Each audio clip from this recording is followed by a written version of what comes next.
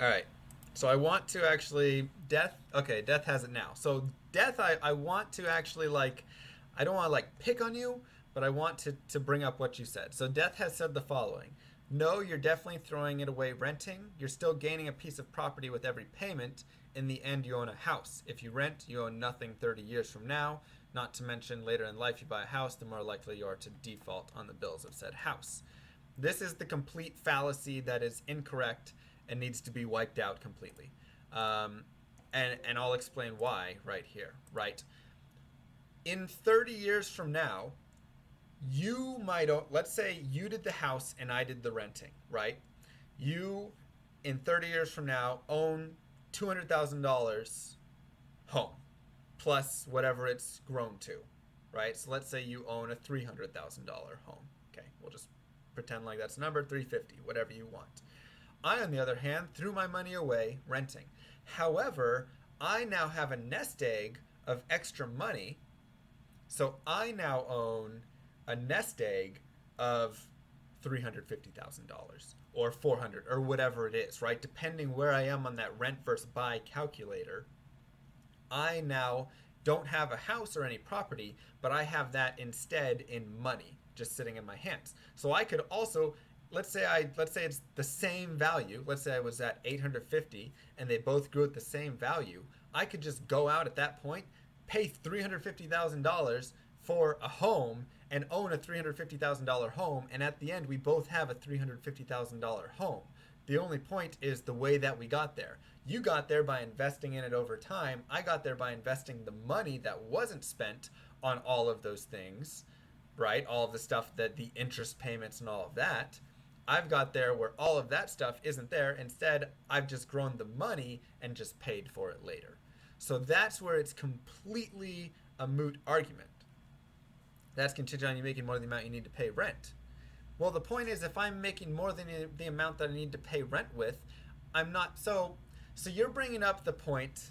Um, you're bringing up the point right here, and it's once again, it's a great point that the reason housing is such a good thing for people, right? The reason that it's such a good thing for people is because what it does is it allows them to actually invest the money. And that's not true, Brittleback. The point is, for the 850, I could get a lot nicer place. I could rent a house where I live for 850, right? You're actually paying a lot more than 850. To own the house, you're paying the interest. You're paying the homeowners association. You're paying the maintenance cost, which is about 1 to 2% every year just in that. You're paying in all of those things.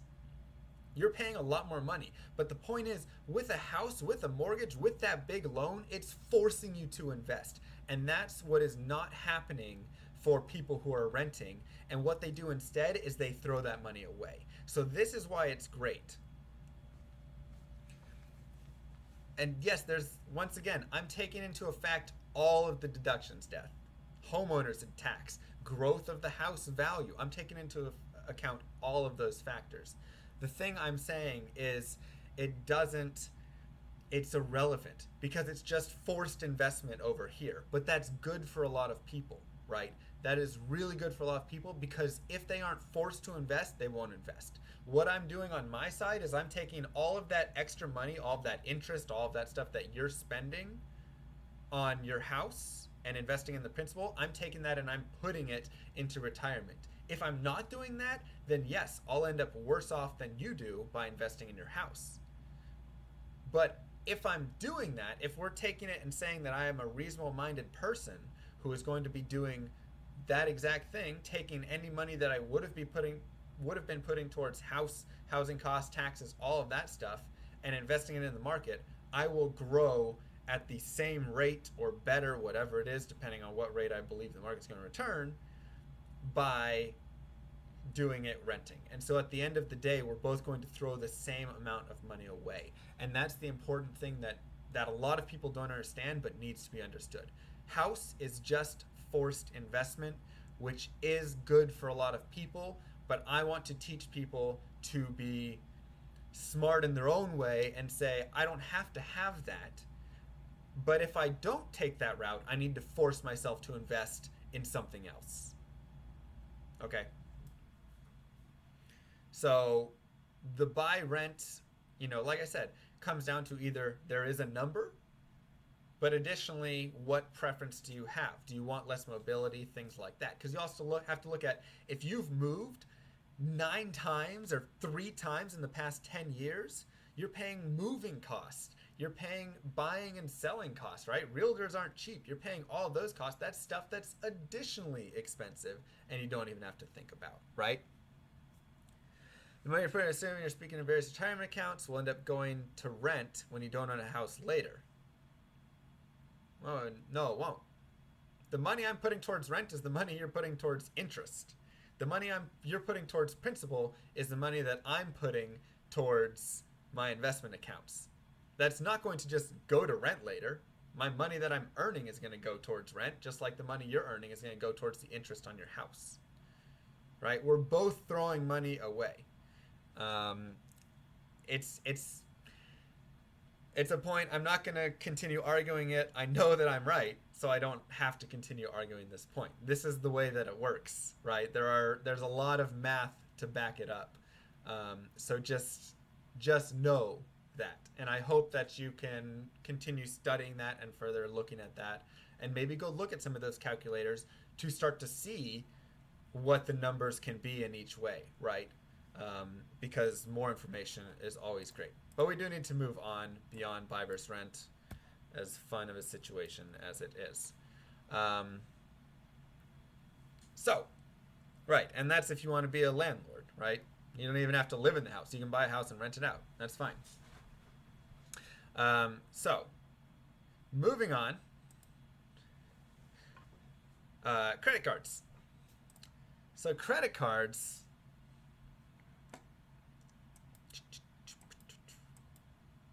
Bingo, bango, bongo, right? Credit cards. The first thing I'll say about credit cards is if you are not responsible, don't get credit cards. That's it. If you cannot pay your credit card off every single time, if you can't handle that, and some people can't, and you have to be honest about it, right? You have to sit there and actually be honest with yourself and say, if I have $3,000 credit limit and $200 in the bank, can I not spend more than I have? Because if you start putting yourself in those situations, you are going to screw yourself royally. And the reason is because remember how we talked about those 6%? I'm going to once again go to typing. Right? We talked about those 6% loans or 7% loans or 3% loans. Well, now you go to a credit card and all of a sudden this becomes 26%, 27%, 23%. They screw you over, right? The point is it's a sucker's game, essentially. They want you to be irresponsible because they get you locked in on these horrendous rates, and it's terrible, and these work against you in this way right here. This is your debt right here. And you just get stuck in these cycles, and your debt climbs, and it climbs at insurmountable rates. So if you can't handle a credit card and be honest with yourself, don't get a credit card, right? Dave Ramsey, I think, has that style where he just says, forget it, screw credit cards, pay cash and debit everything, right? Personally, for me, I don't do that because I know that I can be responsible with my credit card usage, and that's something that I've made sure of, right? I make sure that every month I pay it off, right? When I get my statement balance, I pay it off 100%. You don't want to carry it over. There's this thing where people believe that they have to, right? They believe, oh, I need to carry a little balance. It increases my credit score. It doesn't. It doesn't increase it. All you're doing is giving away free money at 26% or whatever the ridiculous thing is. Pay off your credit 100%, right? And Tempac brings a good point. The thing is, you're forced using credit cards. People won't give out loans if you have low or bad or no credit history. True, but you know what? If you can't pay off your credit card, if you're not responsible enough to manage your credit card, don't get it. Because you won't be responsible enough in the future then to manage other kinds of loans, right? There's a reason behind it.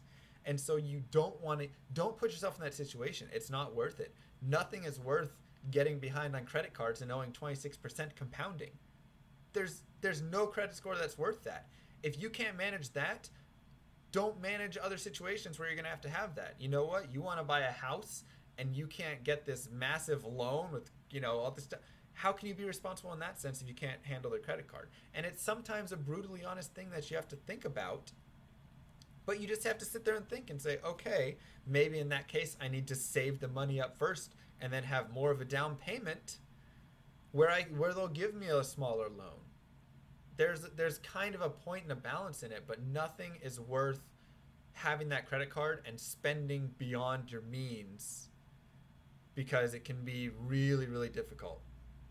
Right, and a lot of credit unions do offer credit building loans and things like that, right? There's other ways to get credit besides these stupid credit cards that are 26% or whatever it is. There's other ways. There's prepaid credit cards. There's other ways to get your credit up without worrying about the stupid thing. But once again, forget the credit score, because a credit score is not worth paying all this money for. It just isn't, okay?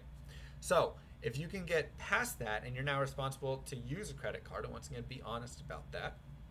If you can get past that and you can start to use it, something that can be very important to look at is starting to look at what sorts of benefits can I get from credit cards, right? One is you're going to get some sort of bonuses, right? Oh, I get 3%. Right, and it is B. Schneider, but you know what? I got a job with no credit score. When I didn't get credit cards until I started working. And it was fine. I was just like, I pay everything with debit. And they were like, oh, okay. And then I started, and I realized, okay, I can manage this. I can handle it. I understand it. It's fine. I know that I need to pay it off. And so I started making sure I was paying it off.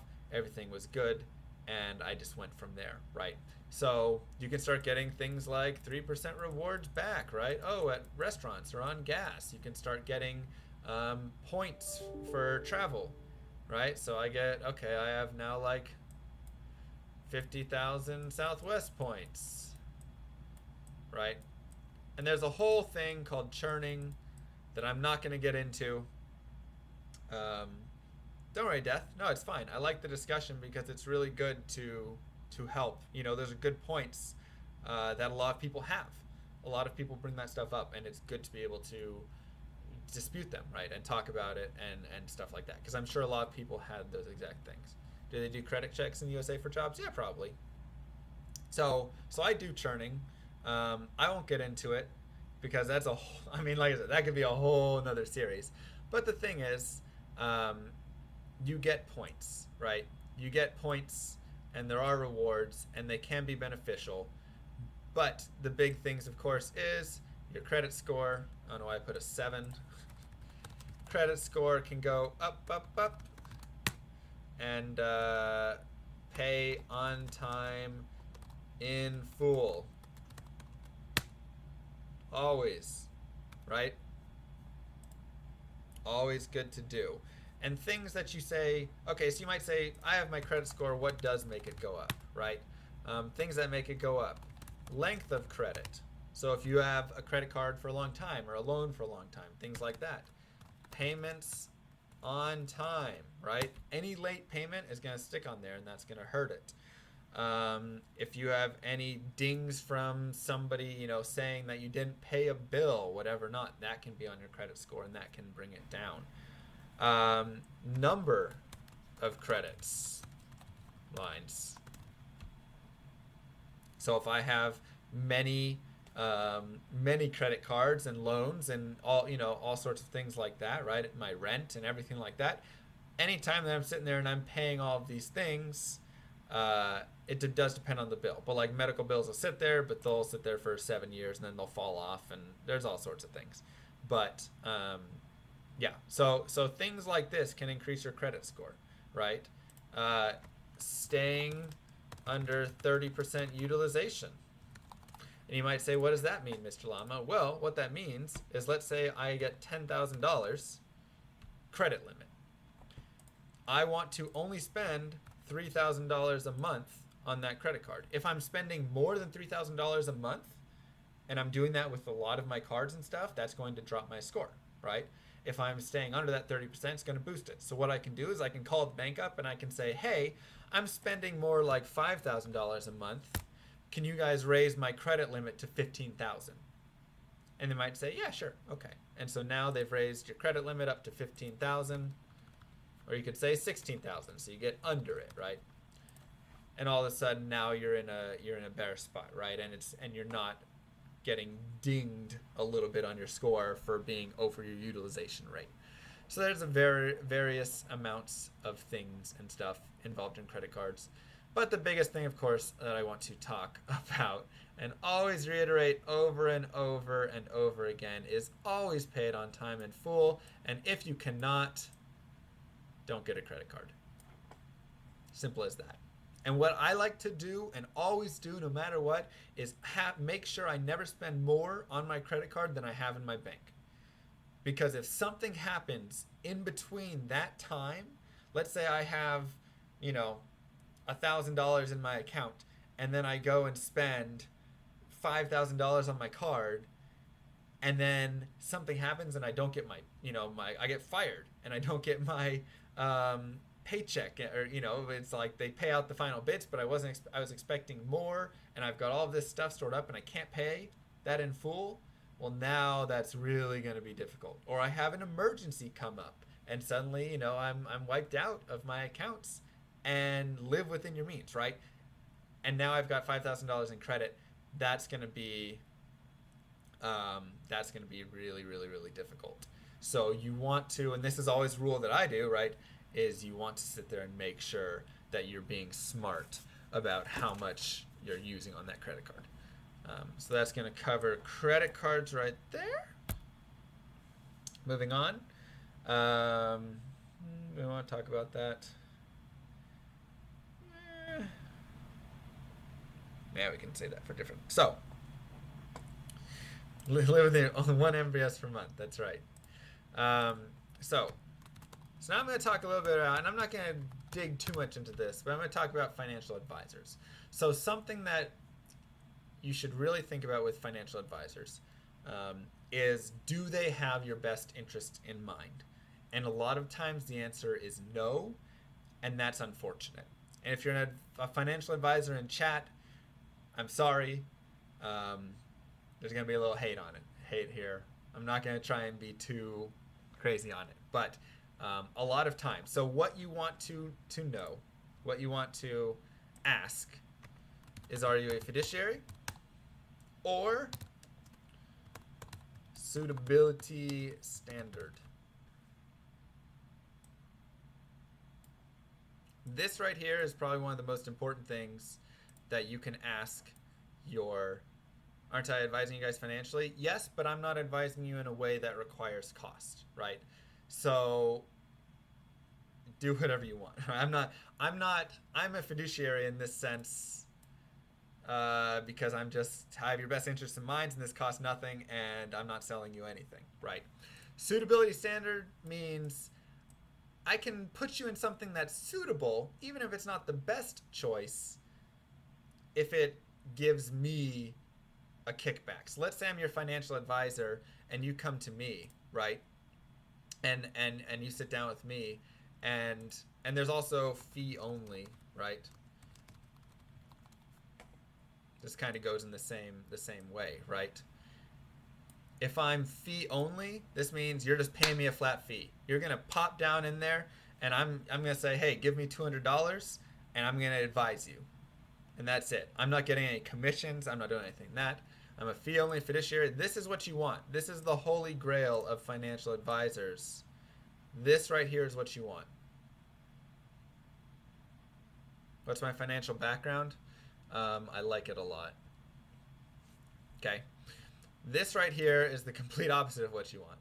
But this, unfortunately, is like 80% or something of financial advisors, right? This is how they make money. This is how they make their salary. They make it by getting a fee of a percentage, right? Or a fee that they charge, or from having somebody pay them, right? Some fund might charge a lot, and they'll pay them to have you invest in that fund, whatever it is. How much to advise you on D2 speedrunning? That does cost. That'll cost you. Fee only is more important. They're both really important. They're both really important, I would say. In the case of your money, you might as well find one that is both, right? What the hell is Don't that? I invest in MR Llama. You are now fiduciary. Watch Oh, what you gosh say or dang I'll it. sue. Gosh dang it, Squeeze. All right, I gotta watch what I say now. Oh, thank you so much for the 5. So something that you want to, good night somewhere. Something you really want to think here is, because this right here, they they require your best interest. They have to invest in your best interest or act in your best interest. Over here, they don't. They legally do not have to invest in your best interest, right? So credit cards with 20% are a ripoff. Credit cards with 20% shouldn't matter because you should never pay the percentage. I have credit cards that are like 38%. I don't care because I never pay the percentage, so it's always 0%. Right, so best interest is what you want, right? And that comes with these things right here. Otherwise, they're going to chop some off the top. And a lot of times, something that you'll see with financial advisors is they'll sit there and say, yeah, but I'm making 14% on my fund, and it's, the funds that I'm going to put you in are making way above market, and I'm actively managing it, and I'm doing all of this stuff. And it's, and so I'm going to make you way more money than you'll make by just investing passively, something like that. Unfortunately, it's not true. I believe the number was 84% of actively traded, I think it's over the last 10 years, it's one way or the other, 82 and 84. I think it's actually backwards. I think it's 10 years here. 10 year, 5 year. Right? Over the last 10 years, 82% of actively managed funds have done worse than if they had just literally put the money in investing in the whole stock market. Right? Warren Buffett himself doesn't think paying someone to manage your money is a wise decision for most people.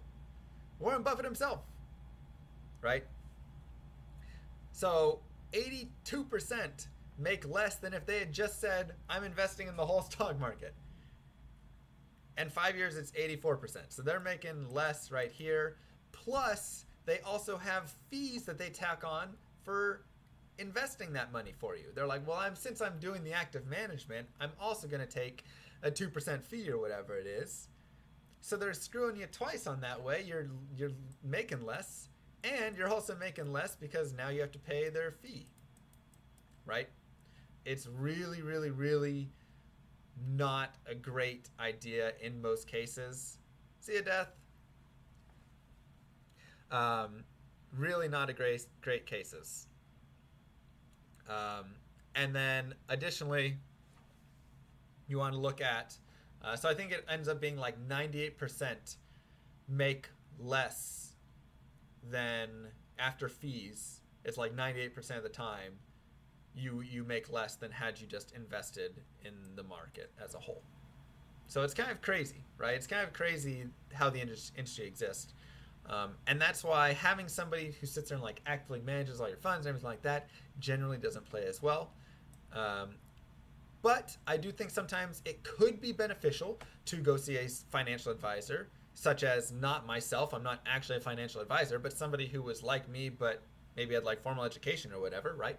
You could sit there and you could go and see them, and they can look directly at your finances, and they can say, hey, here's what I'm seeing. Here would be my recommendations, whatever, right? And they'll just tell you what to go do. They aren't going to manage it. They're going to back off, and that's it. So it's kind of what I want to cover with financial advisors. So we can go through and delete that. Perfect. So now let's go ahead and move into kind of, you say, okay, Mr. Llama, you've talked about some stuff with, investing in a house versus investing the money in the market, or actively managed versus passively managed, all of this stuff. I'm confused how my money's making so much money, right? Great. This is probably one of my favorite topics to exist, and why it's really important, especially if you're young. If you are young, this is the most important thing that you can learn right here about, because it's also going to be great to learn about in, yes, I'm not saying put it in one stock. I'm saying the whole market, right? Investing in large funds, index funds, things like that, that spread across and are more diverse, not just buying Amazon, right? That's not what I'm saying by putting it in the market. Anyways, so going towards the biggest thing, the best thing, the greatest thing that you can ever learn about, this is called compounding interest, right? This is the wonder bread that makes childhood so great. Well, probably not childhood, but whatever. When you're young, so great, and what makes it everything so good. So there's kind of some rules with it and things like that, and we'll get into those, but I'll just kind of show you the basic stuff. So let's say you have $100, right? Let's say you have $100 and you invest $10 in it.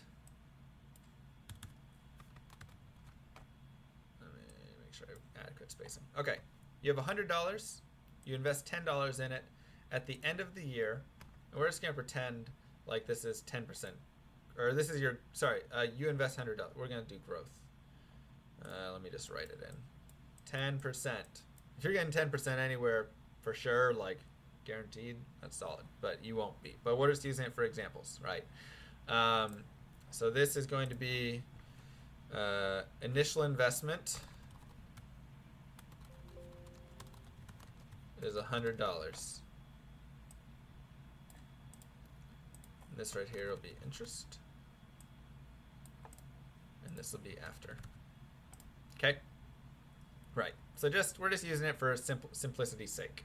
So $100 at the end of the year, by simply just putting it into this market, whatever it is, bank, whatever it is, I'm getting $10 for just doing that.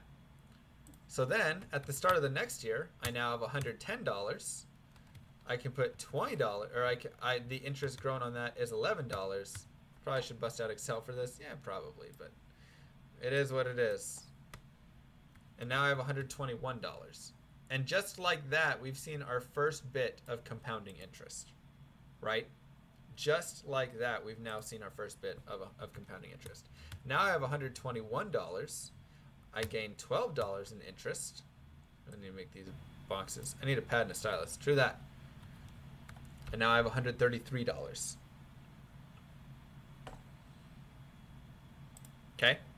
And this will continue to go up. And then I'll gain $13. Then I'll gain $15, right? And $17. This is going to continue going up in a manner of such, because this compounding will make this go up more and more. And so simply by just having this money, I will have $200. All right, we'll put it on this side. I will have $200 over here after 7.2 years. By simply putting $100 in the market, and let's just say it's 10%, right? We're just assuming 10%. This is once again kind of an outlandish number, but we'll just take it. 7.2 years later, I will have $200. And then I'll have $400 in 7.2 more years. And then I'll have $800, and then I'll have $1,600. And every 7.2 years, this is going to keep doubling. And this is why it's so important, and why time is the greatest thing and compounding interest is the greatest thing to ever exist, because the younger you are and the more time that you have just letting it sit, the more that it's going to sit there and accumulate and double and double and double, right? And this is called, as Roland has said, the rule of 72, right? And if we want to do the math for it, I might have to actually pencil it out because it's going to be kind of annoying, right? So I have $100. It's going to get 1.1. This is going to be my 10%. So times 1.1 to the x, where the x is the number of years. This is how we're doing the math to figure out how long it takes to get to $200. So at 10%, 1.1, because that's 1.1 times 1.1 times 1.1, right, for every year. What does it take to get to there? So I'm going to take 1.1 to the x equals 2. X equals log 1.1, 2, and then we can break this out because nobody wants to do log base 1.1. So we'll just do math over log 10 of 1.1. And this right here is equal to 7.2. Right? So this is just math. And this right here is how you can figure out and determine how that is. And if I adjust the percentages, then I can figure out whatever. But, right, so I can always figure out what it is. And the way the rule of 72 works then is I can take 72 divided by the percent interest, and this is how long it will take to double my money, equals 2 times money. Okay? This right here. This is the rule of 72. So 10% is obviously 7.2 years. 6% is going to get me 12 years, right? 12 times 6 is 72. So it'll take 12 years to double the money. Whatever it is, you can always figure it out by just doing that. And that gets you close enough, right? 6% would actually be like 11.89 because it's log base 10 of 2 over log base 10 of 1.06. So it's close, but this is all about being close enough, whatever. This is just like quick math, right? I can sit there and say, hey, in 12 years, whatever money I have invested, just that initial investment will double. This isn't counting any of the additional investments that I could be making, right? So let's say that every year I add $100 new. Well, every year I'm starting this whole process over again, over and over and over and over again, right? So the first time I'm going to have 100, and that's going to add in $11 or $10, and that'll be 110. Then I'll have 210, and that's going to add in 10 and 11, so 21, right? You're going to continue adding, and you'll start this process for every new 100, and it's all going to keep compounding and be really, really good. So this right here is the beauty of compounding interest. However, and we're going to switch to the red, and you have to have patience. Yes, you do. You have to have patience. We're going to switch to the red. This is also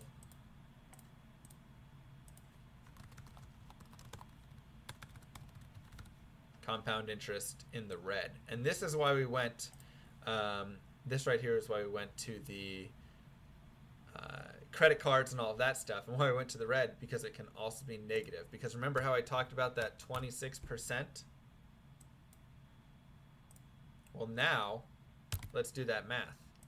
72 divided by 26 isn't even 3 years, right? So in less than 3 years, if I owed $1,000 and I haven't made payments on that, or I've made whatever small amounts of payments but not enough, in less than 3 years I'm going to owe $2,000, and then I'm going to owe $4,000, and then I'm going to owe $8,000 every 2.7 years or whatever it is, right? And this right here is when compounding interest works against you. And this is why it can be so terrible and so negative and everything like that. And why when you sit there and you see that you have that loan sitting at 7% or 6%, let's say, you've got a 6% loan, you have to know that for every 12 years that go by that you have that loan, you are paying double the money. That loan is now doubled in its cost because of the rule of 72 and because of compound interest. So it can be the best thing in your life, or it can be the worst thing in your life, depending on if you're the one taking advantage of it or if somebody else is taking advantage of you by taking advantage of compounding interest, right? So this is something like, if you're going to take anything away from this besides don't get a credit card unless you can pay it off and pay it off in full, and which relates, take away that compounding interest is very powerful. And once again, Warren Buffett has talked a lot on this as well, right? And it's why he's always like, make sure you're investing and blah, blah, blah, because this is why it's so great. I am in a hotel room, right? So, compound interest is great. It's beneficial. Okay, so moving on, let's talk about some fun things now. Let's talk about retirement accounts. I'm going to talk about some basic ones. Let's see what else. There's a 403B. There's a 457B, I want to say. Is that the government one?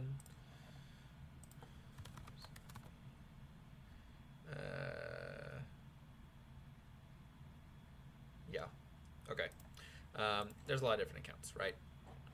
So these ones, there's certain ones that are like, these ones are just like available for, you know, teachers or for government or whatever it is. But we're going to talk about, we'll talk, Roth goes in terms of both of these. That's a part of it. We'll bring up that on really soon, right? So things that are important, right, to note about these accounts. First things are, this is employer, right? Whether it's a 403B, 457B, whatever it is, 401k, this is going to be employer right here. And so this is through your employer, and this money has to come out of your paycheck to go into your 401k, okay? And its max right now is $18,000 a year. It does vary though, or every few years it goes up a little bit, so you want to watch for that. Same with your IRA, but this is personal, okay? I should probably do that the other way around. Personal, you can open this up without having your employer. I think you just have to have worked. For an IRA, you have to have like worked, something like that. And then HSA is also employer, and this comes through some sort of health plan. HDHP, and its max is $3,350, something around there. If it might be $3,400 this year. It's one of those two. Something like that.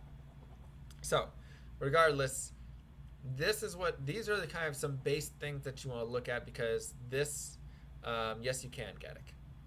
So these are great places that you can put investment money. And sometimes your employer will do a match, right? They'll say like up to 3%, right? And there's various matches and all sorts of things, but they might say up to 3%. So if you contribute 3%, they will also contribute 3%. So we'll just use that for this example. Oops, let's do that and grab and move. Right, so we'll say this is the employer contribution. So what you want to think about with all of this, and there's one more number I'm going to put up here, and this is called 54,000. Okay. Yo, CB Geno 7, thank you so much for the sub. Appreciate that. I hope it was in your budget. Right. So you can put up to $18,000 in your into your 401k, $5,500 in your IRA, $3,350 in your HSA, 3% of what you contribute. Right. We learn it. So, or not what you contribute, up to 3% of salary. Yes. So what you can get right here or what's important about these retirement accounts is that they are tax-free in some manner. And this is where we look at Roth versus traditional. Okay. This is where we look at that. And Roth is going to be, what is the phase out? 121,000? I want to say it's around there. 117,000 to 130,000. These numbers are roughly, so I'm just going to put a rough amount right there. Right. So what Roth and traditional mean, and you can, why isn't this taught in school? Exactly. These can be in front of either your IRA or your 401k. It depends what your employer offers. Some employers only offer a traditional 401k. Some employers offer a traditional and a Roth. For instance, my employer offers both. I could do traditional or Roth in that, okay? So what these mean is either before tax or after you're paying your tax one time, and then you're getting Time to pull your weight in the next MBS. You're getting your tax at some point, and you're deciding when you want to be taxed, essentially. What's going on? We're doing finance advice. So over here in the Roth, we have, and I'm going to take the phase out limits for right now. That's not important. We'll deal with that later. So over here we have Roth. So what this is saying is I can pay taxes right now, right? So if I'm making $40,000, whatever it is, I can sit there and take that money, pay my taxes on it first, and then invest whatever I want after that, up to $18,000, right? So this is after tax. I can take whatever I want after I've paid my tax and then invest it. And then all of that money that I've invested will grow, right? And we're going to use our compounding interest curve. Make a better one. That's not great. Jeez, I'm really bad at trying. There we go. Right? All of that money is going to grow tax-free. So when I get older, and 59 and a half is the point at which you can take it out, and you can take it out earlier with different things, right? First thing is all contributions to a Roth IRA can be taken out tax-free. I will answer that in 1 second, Land. And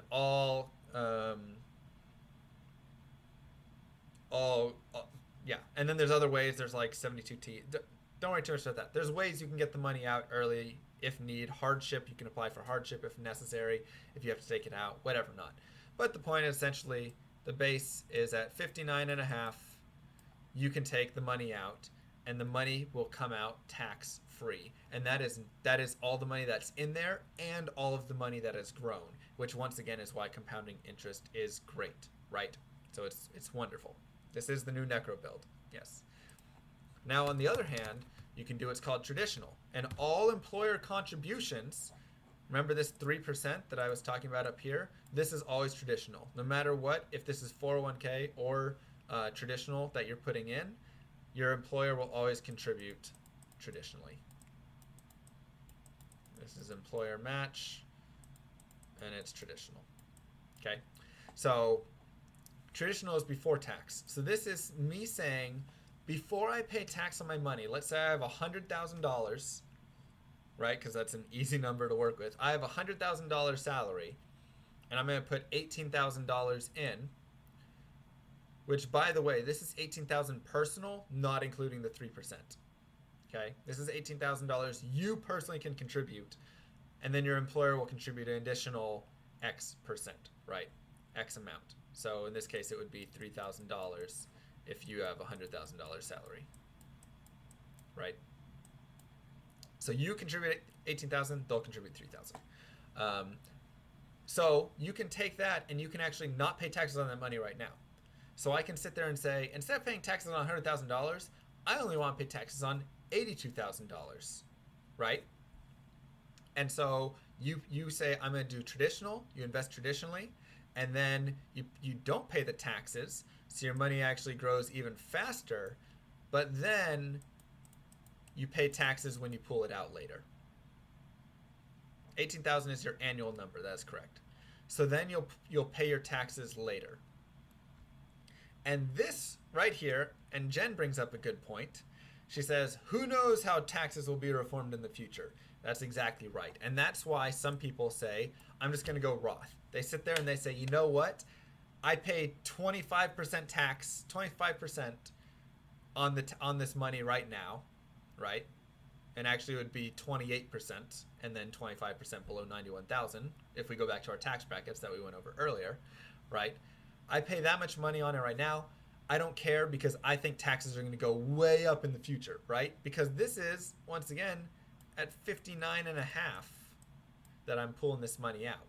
So at 59 and a half, I have to determine what my income is and what tax is going to be like at that point. And then that's the tax that I'm going to, so maybe I'm getting taxed at 40% down the line. Who knows, right? So then in that case, paying 25% would be better.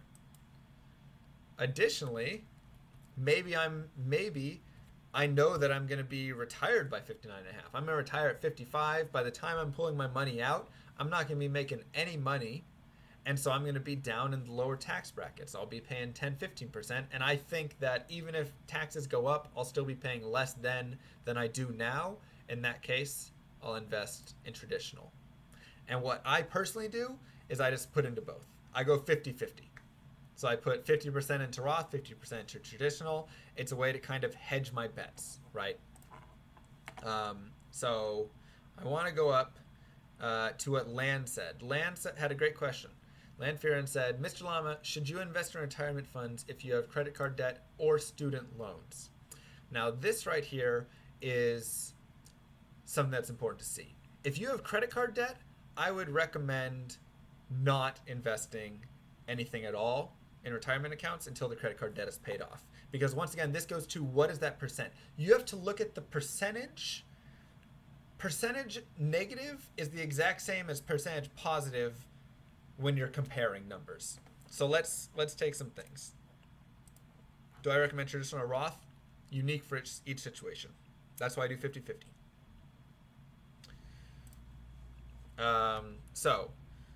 Let's say I have credit card at 15%. I have mortgage at 4%. Right, and then in the market, whereas I'm not at home, which is why I'm not playing games and I'm doing this, right? And so this is what it comes down to, right? So I'm sitting here and I'm saying, I can either get 15% guaranteed if I pay off my credit card. That's what you have to think about. I would be, if I'm getting this is what that number means. If I have 15% credit card that I'm paying right now, that means if I invest in paying off my credit card, I'm getting 15% for my money. That's how you have to look at it. I know it's a debt, but it's a debt that's racking up in compounding interest in the same way that you would be gaining. So it is not worth it to put into a retirement account if you're paying 15%, because you're not going to make more money in the market than 15%. You might one year, but historically, over average, you're not making more than that, and this is a guaranteed 15%. You should do it. And even if your company is matching, I would still say don't put anything if you have that credit card debt, because I doubt it's still going to be worth it, right? This up to 3% is $3,000. It's not that additional 3%. If I put 3% in and I get a free 3%, that's 6%. That's still way less, right? I know that's not the best of math with it, but it's 100% match. So ignore the 3% stuff. But that's 100% match. Regardless, I would have to still be doubling what I'm getting in the market. I would need to get 8% in the market, and the 8% then that the company is putting on top, that would have to be 16%, which would be 15%. I would need to be guaranteed 8% in the market, which I would not feel comfortable personally feeling that. This is a risk-free return of 15%. It's not free money, Esroy. It's not. So it is free money, but it still might not be worth it, right? It is free money, but it still might not be worth it. And that's something that's very important to think about. Because even, like I said, let's say you get 5% return from the market. You get 5% from what you invested. You get an additional free 5% from your company having, put in that amount, additional 5% on the money they put in. You're still getting less than the 15%. So overall, you might have made 10% in the market, but you just paid 15% in credit cards. It was still worth it to pay the credit card off, right? So, and a lot of credit cards are over 20%, right? Something like a mortgage, on the other hand, this is a guaranteed 4%. So maybe I think, okay, I like to think that in the market I'm going to get 7% returns, right? Something like that, which isn't ridiculous to think. And it's going to be up and down and whatever, but I think that this right here makes more sense. So you know what? I'm going to invest in the market, and I'm going to say that that's worth more to me than 4%. If I'm more risk averse, maybe I still hold out on that and I'm just investing in my mortgage and paying this off and getting a guaranteed 4%, right? Maybe I'm just getting a guaranteed 4% and that's fine. In this case, though, if I had an employer match, I would match that 100%. Because you know what? Getting double that right there doubles the percentage that I think I'm going to get in the market because it's free money. And so this is now worth more. Even if I think I'm only going to get 4% or 3%, this right here is free money. And now at that point, that's greater than 4%. And so that's worth it to me. So it all depends on where you think that you are going to be, what you think that you would get in returns compared to whatever. I would say definitely take up to your employer's match. And then if you have anything above 5%, I would pay that. This is my personal way that I handle it. Anything that's 5% and above, that's a debt, I'm paying that off first before putting more into my 401k, IRA, things of that nature. And these are basically the same exact thing, these two. Okay? We'll get to HSA in a second. And then, of course, I'm always going to match that 100%, assuming I don't have some crazy thing like credit card 15%. But you should never have that, right? We don't want to have credit card debt. We go back to that. Credit card debt's terrible. The percentages are so skewed against you. It's the biggest, like, FU from the credit card companies ever. Don't get there. Just avoid that if you can, please. If there's anything that you do. So that's kind of where we are on all of that stuff. Roth traditional, once again. Do I have any IRL videos? I do not. Not yet, at least. Maybe we'll do one later. So that's Roth versus traditional. Exactly, Squeeze. Saw this off at the fintech company I advise. I'm curious, what's your take on Snowball Payments? Pay off the least amount versus paying off largest. So I talked about that earlier on. I said whatever's going to be the way that makes you pay it off fastest, or whatever's going to be the way that you feel best about paying it off, take that way. And it's not always the best way to do it, right? The best way is always to pay highest percent to lowest percent. That's it. That's just pay interest, highest interest first. That'll save you the most. But that doesn't always work. For a lot of people, they sit there and they're like, it just makes me feel better if I can knock these loans out, the smaller loans out. Even if they're 1% lower, whatever it is, it makes me feel better if I can knock those out. And if that's the case, go for it. Whatever way is going to get you to pay it off, and like you'll put your mind to it and you'll be excited to pay it off and whatever it is, because humans are naturally irrational in finance. So true. Do what's best for you. In theory, the best thing to do is to pay the highest percent. What I'm doing is I'm paying the highest percent. Yeah. But you don't want to default. That's right. And that's the other thing. Don't default, right? Pay your minimums and then pay highest percent for whatever is beyond that. It's infuriating, yeah, but you just got to understand the math. Exactly. Yeah, you don't want to default on things. Defaulting is bad. I hope I know I haven't mentioned that, but I'll say it now. Defaulting is bad. Don't default on your loans and on things like that, right? Like that's a no-go. Make your minimum payments at the very least of everything you have to, and then tackle the highest interest after that. I have a friend from high school. He's a financial advisor, wants me to put his money in a mutual fund. What's the mutual fund exactly? Is it something that he's trying to manage with high fees? Look at the fee, right? Best thing to do, and that's what I was actually going to start talking about pretty soon. So I'll actually get there in a second, Doland. But first I want to talk about HSAs. So HSAs are like a 401k and an IRA, except it's the best of both sides because it's after-tax money. So first I take the money off of my salary and I put it into my HSA, and that's tax-free. And then when I spend it, which it's used for medical expenses, it's also tax-free. And then the growth that happens, because I can invest the money in my HSA, is also tax-free. So all three of those, it's triple tax advantage. This is literally the holy grail of funds. If I could put all of my money into an HSA, I would, because I get it tax-free, and tax-free. Oh my God, Dolan, don't even think about it. Do not even think about it, Dolan. That is the biggest ripoff I've ever seen. Yeah. So it's the greatest thing ever, and it can only be spent on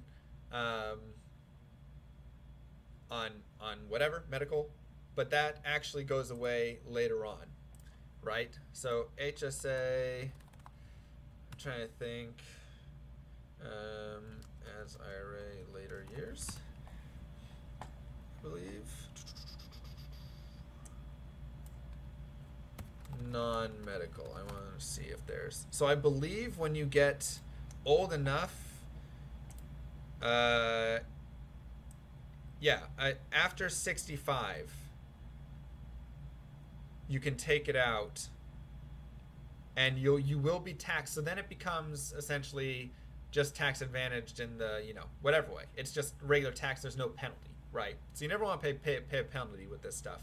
But once you're 65, you can take the money out and pay a penalty on it, in which case it's just treated like a traditional account, right? Like a traditional 401k or IRA, right? So, and Dolan, you might want to go back in the stream later after this and look at my financial advisor talk, right? On the other hand, you also have things that are called FSAs, and this is flex spending account, and this is difficult. So HSAs are amazing because these stick with you for life. This is for life. Okay, so I have my money, I put in my HSA, even if I quit my job, move companies, go, whatever it is, I always have my HSA. So it's a plan that's sponsored through my employer, but that money sticks in there forever, and I spend it on medical expenses, or after 65, I can take it out and spend it on whatever, right?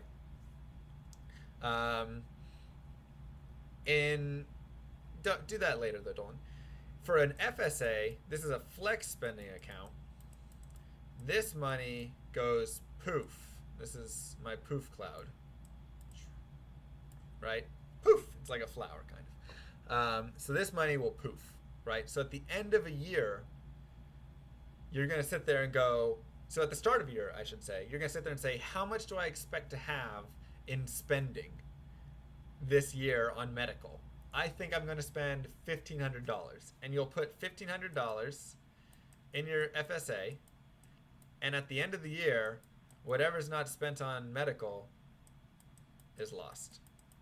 So you then are like, I'll just buy more prescriptions and whatever it is. Right? You're just going to go buy a bunch of medical stuff at the end of the year because you have to spend it. So FSAs are not near as fun, not near as good. HSA is where the big money's at. That's your good stuff, right? I'm also gonna put tax on chat dollars though, right? You start asking for investment options, I start taxing you guys. Just kidding. So that's with HSA. So now I'm gonna talk about.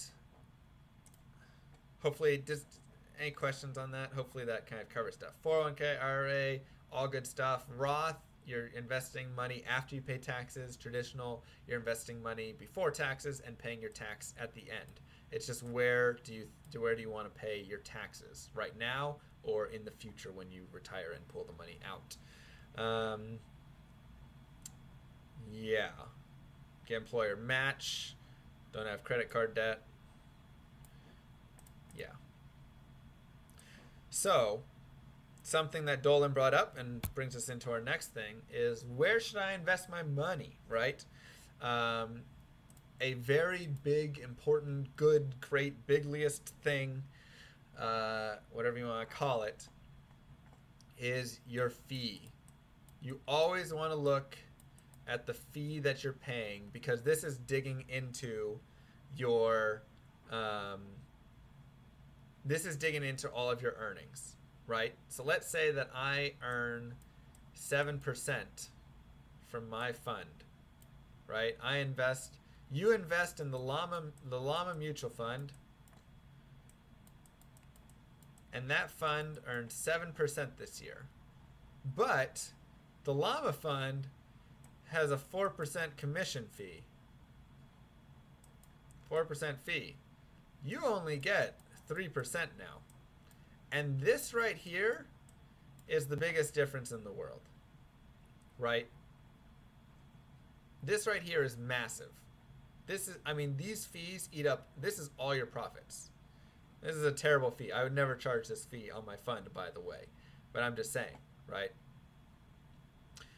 Llama's ripping us off. I would be in that case, right? I would totally be ripping you guys off. Because once again, we can use the rule of 72. So what's 7 times 10, right? So we'll say 10.4 years or something to double your money. 72 divided by 3 is what, 24?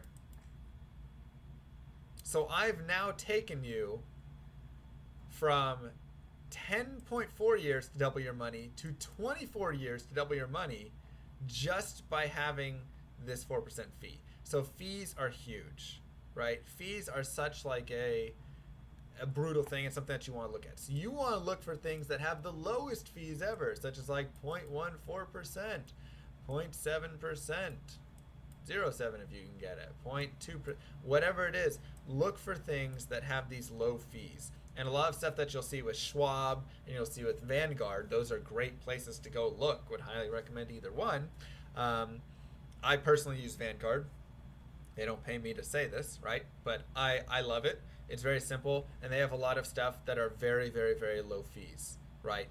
So I have a lot of shares in something that's like VTSAX or whatever.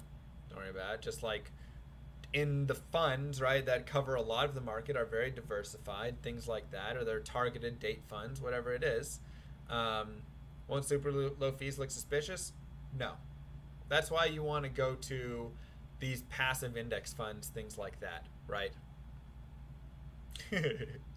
That's why you want to go somewhere like Vanguard. They have a lot of great funds that cover a lot of the market, and you can diversify as you want, right? They'll have funds that are for like large cap.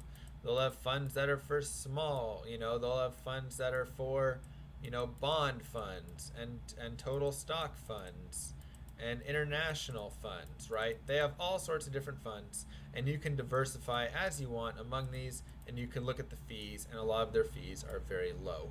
And this is why a lot of financial advisors can't beat this, because their fees are going to be 3% or 5% or, you know, whatever it is.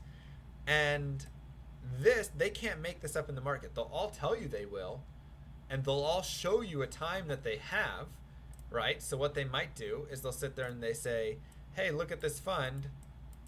It made 14%. I'm going to put you in that. But what they won't show you is the other 50 funds that they also have that didn't do so well. And those ones they usually close down, and then they'll move the money over into this one, right? So they basically go to and to just show you the best fund. This one performed over the last 5 years. It made 20%. Crazy numbers. The market didn't even make that, right? It's great. I know what I'm doing. But they don't show you all the failed funds. They just show you the fund that made the money. And then, yeah. Small caps are slightly higher risk. Yeah, you could say that. But, once again, this is all diversifying, right? This is all about diversifying. So make sure that you're finding things with small fees. Very important. And then you do want to have some diversity in stocks and bonds and things like that. A lot of math has proven over historically, right? Since the stock market has opened, that having an aggressive fund is often more beneficial, right? Having a fund more invested in stocks is more beneficial than having, way more bonds, right? But there's great value to both of them, and there's great value to benefits of having bonds that you can then use to rebalance, right? When the stock market goes down, you can then take some money from bonds and put it into buying more stocks, right? For when it comes back up, blah, blah, blah. Um, so there's value and balance, and as you age and get less risk or more risk averse, you might shift some of that money more over into safer investments, things like bonds, right?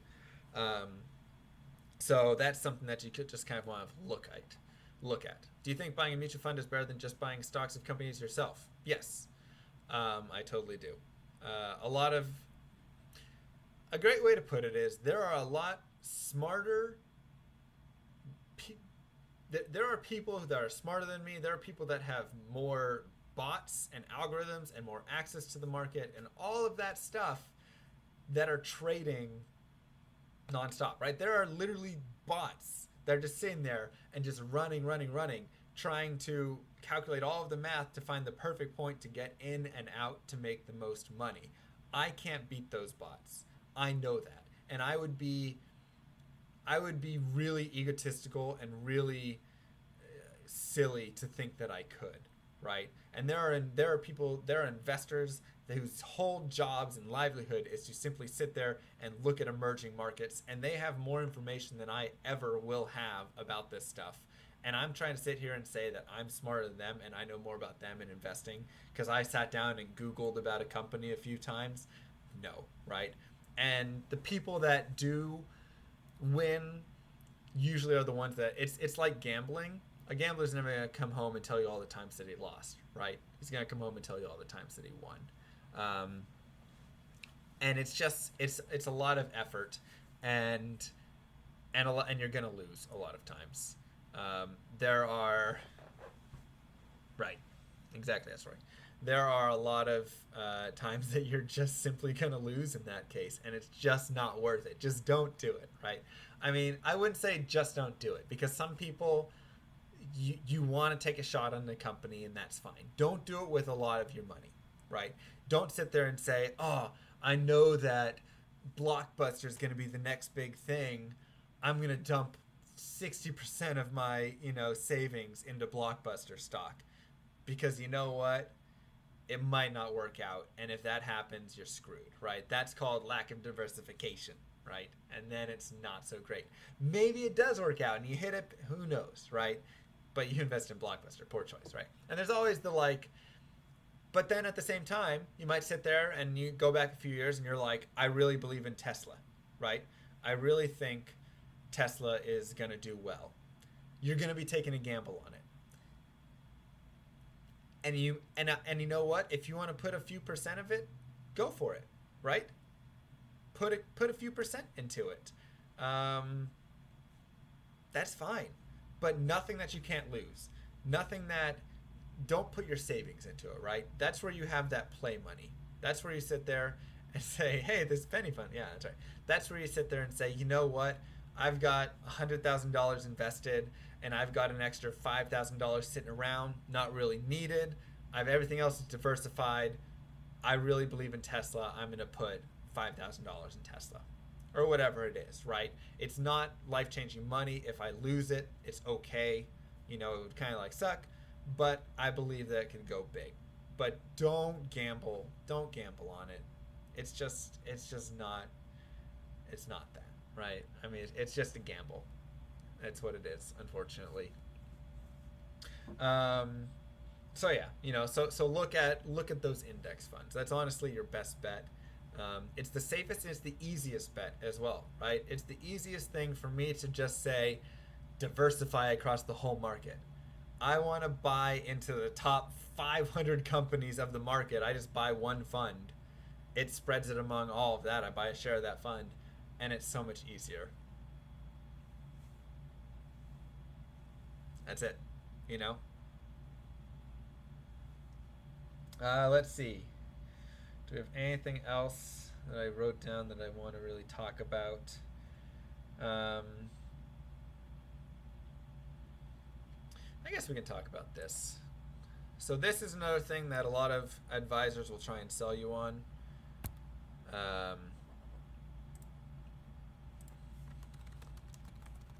So this is term versus whole life insurance. So the first thing we want to discuss is what's the difference, right? So term is just going to be term. Let's say I buy a 10-year policy. and it's for $500,000, and I'm just going to pay, $1,000 a year or whatever it is. And at the end of 10 years, this policy will go away. And if I haven't died, this money does not go to my family, and I am just left with nothing, right? This right here can be, this is what I would recommend, right? Term life insurance is a great time that you want to use this when it's something that's actually necessary, such as, let's say that you have a family, you have a wife, and you have 2 kids, or a husband, or who knows, right? Equal opportunity here. You have a wife, you have 2 kids, and your sole income. So you know what? Maybe if you're sitting there and you're like, man, if something bad happens to me in the next 10 years, that would be really bad, right? Getting a term policy isn't a terrible idea. You know what? It's once again hedging, right? Taking care of, like, just in case something crazy happens. Yeah, a little Llama Jr. there, right? I'm probably going to name all my kids Alex. They're all going to be Alex Jr. It'll be great. But, right, so you sit there, and it's not a bad idea, and you know what? At the end, you'll have $0, but that's totally fine, right? On the other hand, you have whole life insurance, which a lot of people will try and sell you on, and you always have to wonder when somebody's trying to sell me on something, why are they trying to do it? It's because they generally make money. So whole life insurance is for your whole life. So you're sitting there, and you've got this $500,000 policy, whatever it is, and this is over the course of your life, and you're going to be putting money in. And let me try and remember exactly how this will work. But you'll be putting money in, and that money is going to go towards a principal balance, and then also towards your, maybe it doesn't work this way. Try and remember. So part of that money will go towards a cash balance, and then part of that money will go towards a payout, right? And then this is invested, and it's supposed to grow, right? But once again, you can just invest this money yourself. And so you'll do this over and over and over and over and over again, and you're going to keep paying in, and you're going to keep increasing the amount of your... I really should remember this better. I don't know if I have enough to talk on it, so we might just cancel this. Right. Jen Love has it perfectly. If you live to 105 years old and paid every premium, which would be $1 million, they will give you the $500,000. Exactly. Pretty much. Basically, what happens with it is you pay in a lot of money and a lot of premiums, and a lot of that premium doesn't actually go into what you would get paid out. And so eventually you get to a point and it's like, I've paid more in premiums, or, it's not worth it. It actually is worth more to just sometimes it's worth more to just cancel your account, cancel your policy, quit paying your premiums, and then get back the cash that you've put in, because that's worth more. Right. So, I'm sorry, my whole life insurance knowledge, I haven't read it in a long time, is not 100% up to date, but it's usually not great. I was just trying to think of something to toss in there. Okay, so now let's go to Q&A. I know we've kind of had some Q&A, but let's do some Q&A here of different things. Is for people with disposable income so far. Well, we did budgeting early on. Early on, we did budgeting, but I know budgeting is definitely an important thing, and we can talk more on that in the future.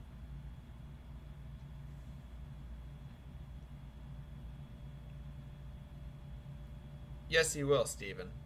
But the point is, a term policy is not to be an investment.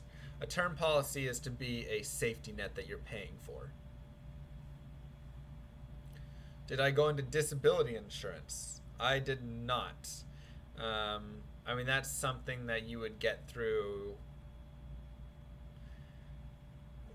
You could have that with your term policy. That might come through work.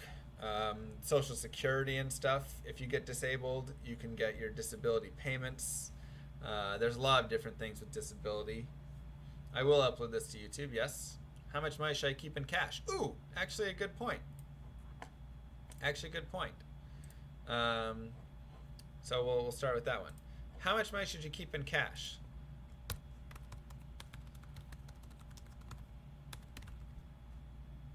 Right there. I probably didn't need to type it out, but I've typed it out. You want to keep 6 to 12 months expenses, and this right here is your emergency fund.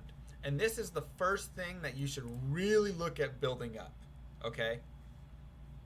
This is really the first thing that you should look at building up, is get this emergency fund up. This is for when your car breaks down and it's a $2,000 payment, or you know, you have to go out and pay some medical bill, right? Because suddenly you ripped your shoulder apart and you had to go to the ER, and now you have that stuff you have to pay off. Or you lose your job, right?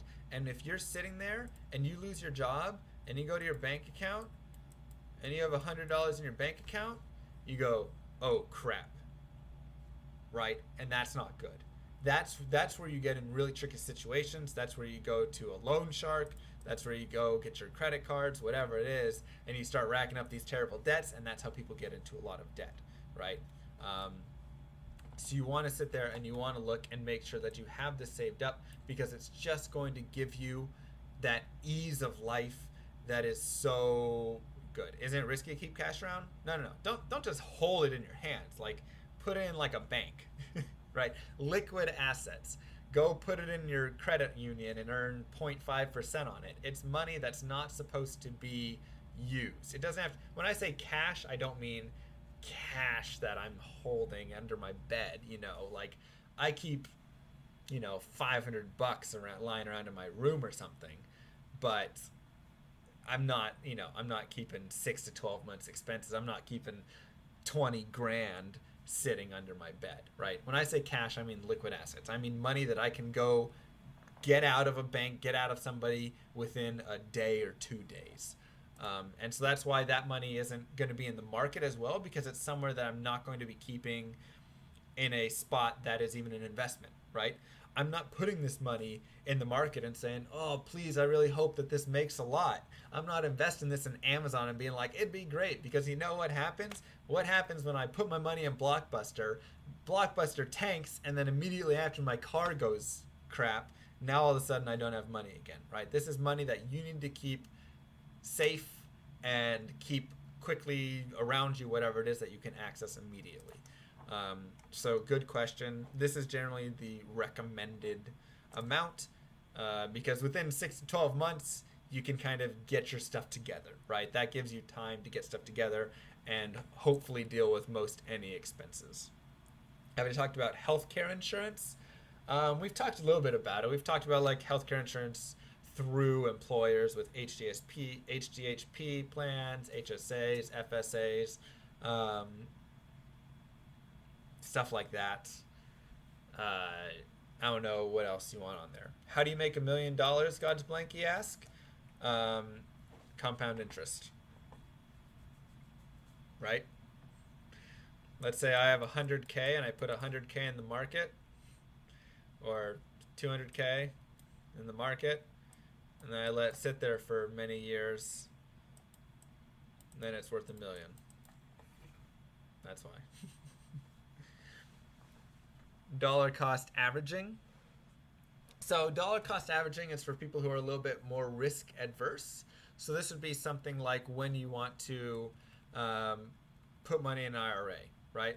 So let's say that right now the Dow is at 22K, right? There's the Dow. It's sitting up here at 22K, and I have $5,500 that I want to put into an IRA. I can either just do a lump sum and drop it in all right now, or I can dollar cost average this and I can put in $500 every month, right? And then if the market crashes, whatever it is, I can make me feel a little bit safer. I can just put it in over time, right? This is something that I'm just going to be investing and kind of spreading out the value of every dollar that it comes in at, right? It's not all just going to come in at this Dow amount. It's going to come in at different amounts, maybe 21K, 23K, 20K, whatever it is, right? So this is for if you want to be a little more risk adverse, feel a little bit better about not just lump summing everything up. You can dollar cost average it. The Irish Republic Army. Love the IRA. Have I talked about different bank accounts? Sure, we can talk a little bit about that. So, let me go. No, stop it. Stop it. No one. There we go. So you have your checking and your savings accounts. At this point, they're pretty much the exact same thing, which is a little like crazy. But they're pretty much the exact same thing because they both earn like absolutely nothing. You know, it's like, oh, I'll get like 0.03% and 0.05% on them, whatever it is.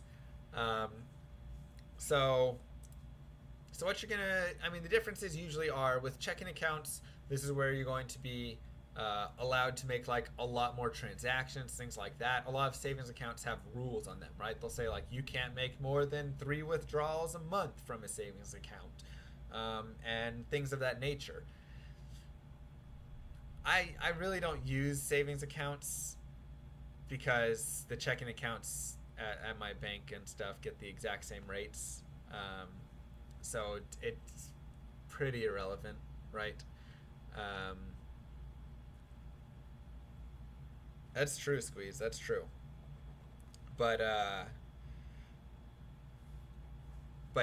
So that's kind of the difference in those right there. So I don't know. I've got nothing really to say on checking savings accounts because they're pretty much the same thing. There's just saving accounts have a few more rules on getting the money out of it. Okay, let's see. Have I talked about bonds and different types of bonds? A bond is just a loan, right? You're giving money essentially to someone who's then just going to pay you back with interest in the future, right? And they're going to pay you back over time. So, you know, you might have like a, where's my thing, right? You might have this company and, okay, you know, this is like stock versus bond. We can talk a little bit about that, right? So you might have a company and they have their stuff right here, right? This is their like company and they want 5 million more to do whatever it is, right? So there's 2 ways to raise this. The first way is stocks and the second way is bonds, right? So with stocks, they're going to get people, they're going to say, hey, you can now own, you know, whatever. You give us money and you own part of the company. Simple as that, right? And so you pay in, they get that money, and then they use that money to try and, you know, now they're worth more, right? Because they have that money and they use that for whatever. With bonds, instead, they're saying, you don't get anything there, but instead what's going to happen is we're going to take that money and do whatever with it, and then every year, whatever it is, we'll pay you back, you know, $200 plus 2% interest or whatever it is, right?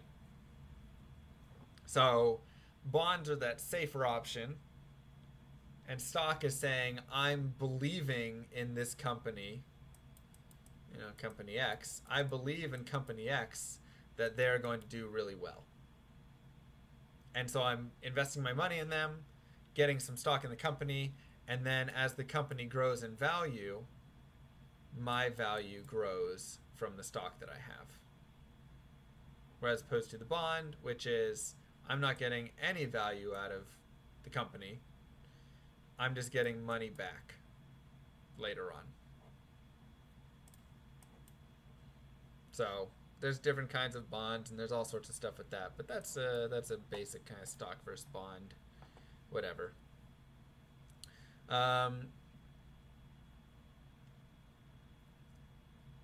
Esroy asked something about credit cards, how to choose.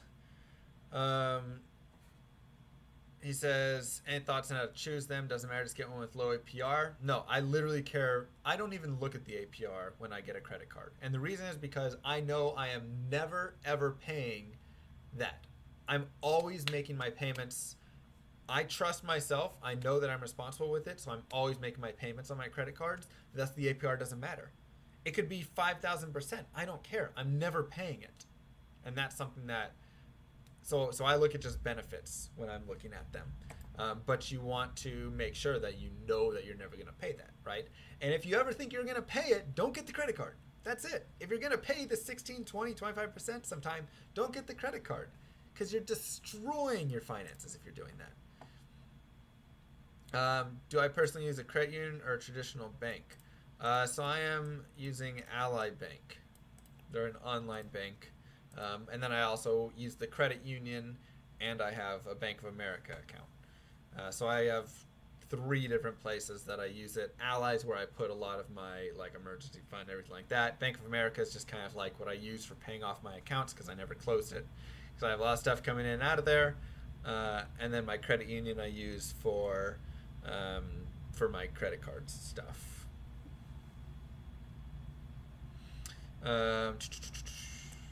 Let's see. What other questions do we have?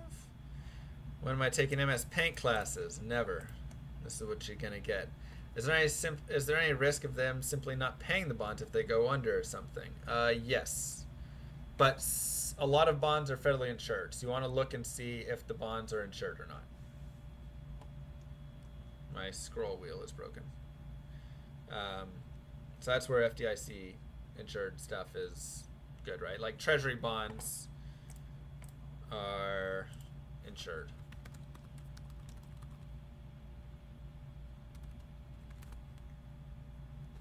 US. Let's see. Oh wait, are they not? Let's see. The stocks are like traditional checking or saving accounts. So some banks are covered. Let me see.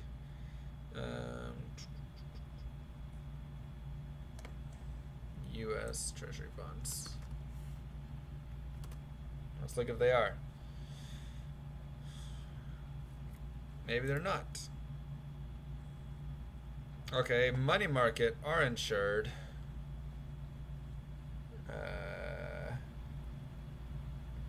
At FDIC. Let's see, banks.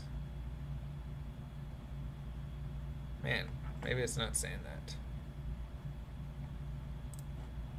Maybe I'm wrong in this. I want to verify.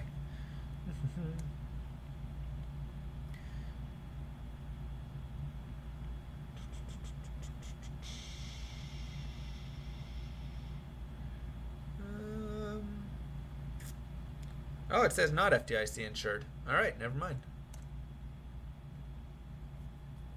Never mind. I thought they were. So some are. Some are not. But a lot of times, like if it was like a company, you would lose it. But a lot of times it's banks and governments. So, when you're investing in a bond that the US government is given out, basically you're investing in saying if America goes under, then I won't get paid out. So but if that happens, I feel like there's worse stuff. Your money's probably not worth a lot anyways. What is the fastest way to build credit? Is it to keep a balance on the credit card? No. Never. Never keep a balance. Always pay it off. No matter what. Always pay your credit card off. In full. Keeping a balance is a myth. It does nothing for your credit score whatsoever.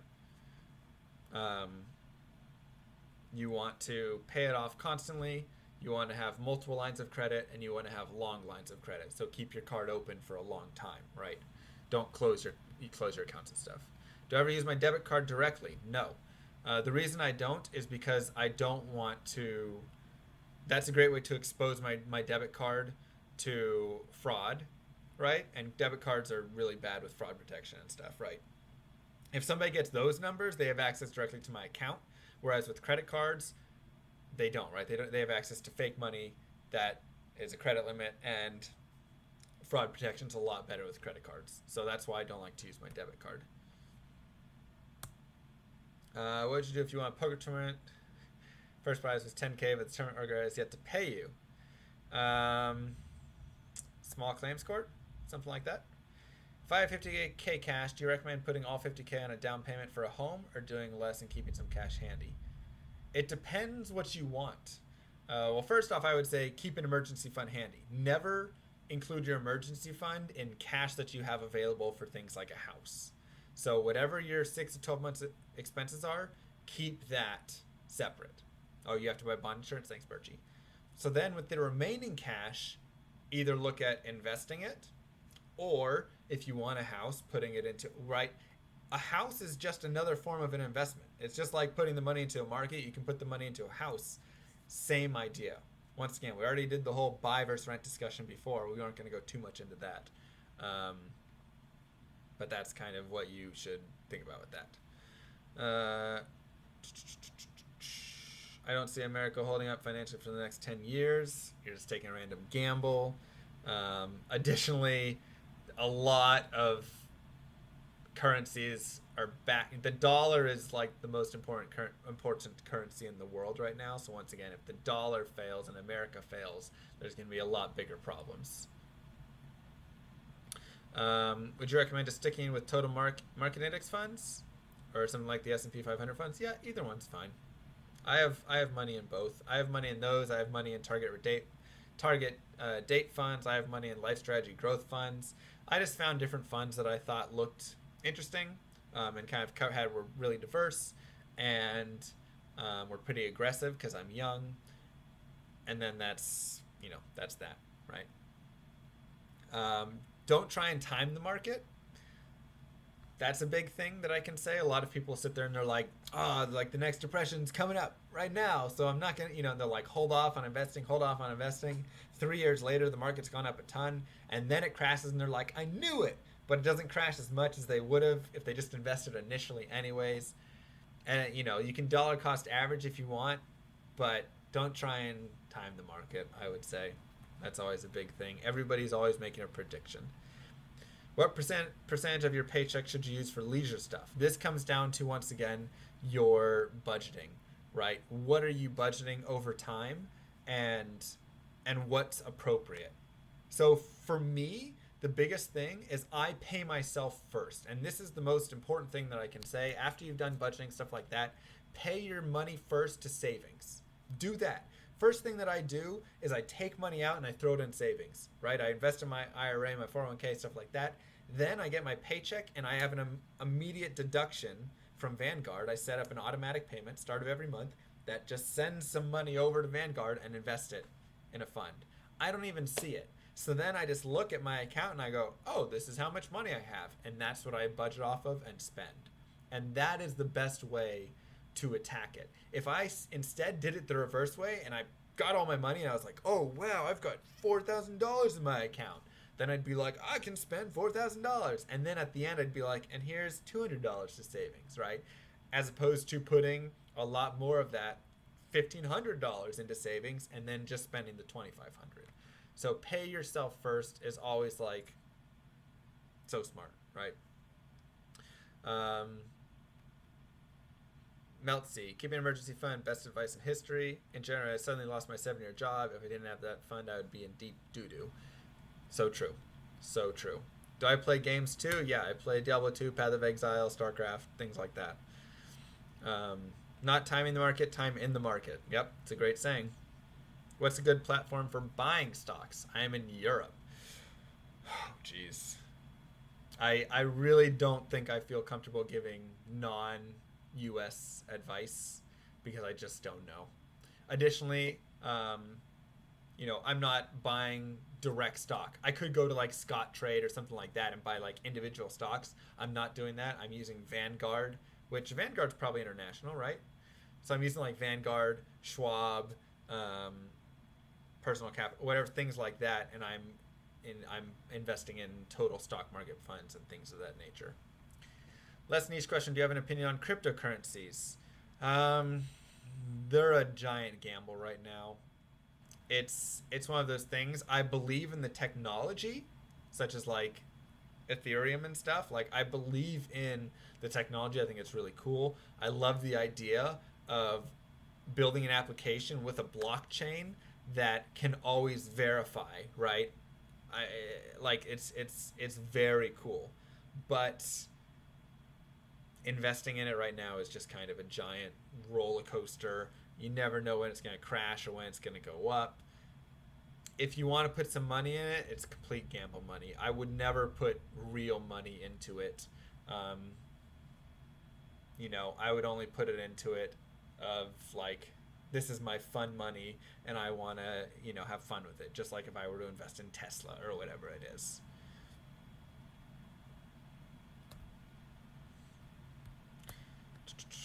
What's my annual income? I don't know about that one. Maybe at some point. But as of right now, no. Let's see, what else? What market do you think is on fire right now? I mean, the cryptocurrency market's on fire, but it's on fire up and down. Individual specific markets, I don't really look at. I spread in so many that I'm very diversified so that I don't, tech's up, but the housing is down, but the, Medicare is up, but this, I, I don't want to get involved. It's all too much stuff that I just don't have time or care for and all of that. So I just go cross market and say, hey, whole market's up. I'm happy. I'd like to chime in on budgeting for leisure. I can't express how important it is to make sure your expenses match your interests. In addition, it's all great. You never know. Throw goes so many things you don't enjoy use. Easier to fall in that trap than you think. Yes. So that's actually some good points. When I get to the bottom of questions here, I might talk about that because that's something that I really love. If I someday get to travel back 10 years in time, where would I put all my money for max earnings? I'd probably just bet every single Super Bowl and like sports game that I know an outcome on. That would probably make me way more. But it is additionally, like, 10 years ago, Apple would have been pretty good. Amazon, Google, Netflix. I mean, there's a lot of them. History says every 8 years there's a market dip. Here we are at 9 years. Who knows? Can't time the market. Okay, so we're at the bottom of this. So you say,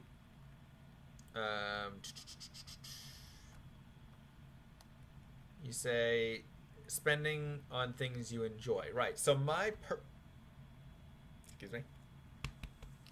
personal motto is I spend on the things, I literally sit there and write out a list and spend on the things that are most important to me and nothing else. By nothing else, I mean very little else. So I sit down and I say, what's important to me? I like good food. I like streaming and traveling to different events and things of that nature. And I love skiing, right? And there's like a couple other things, but like I find the top important things to me that I like, those are the things to spend money on.